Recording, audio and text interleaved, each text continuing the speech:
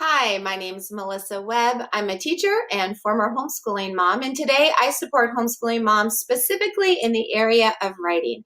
I'm going to be doing some free tutorials, and I thought you might be interested. Do you ever struggle with getting your child to actually look at his or her work more than once? A lot of times when students write, they think they can just do it one time and be good. Well, instead, we really want them to become independent editors. And I have a checklist that is going to make this job so much easier for you. But you do need a secret weapon. There is a special tool. In our home, it was reserved only for the privilege of getting to edit our own work. And that little tool is this 4-color editing pen. You've seen them. You're going to need to grab one. In your home, this is going to be called the editing pen, and it is reserved for those special occasions of getting to look at our work more than once. I would love to show you how I use these for the different styles, whether that be narratives or expositories or persuasives or descriptives.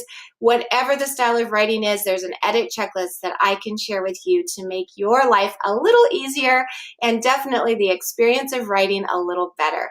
So please sign on up, and I will be giving you information on when these free tutorials will be happening. I look forward to getting to know you. Until then, write on.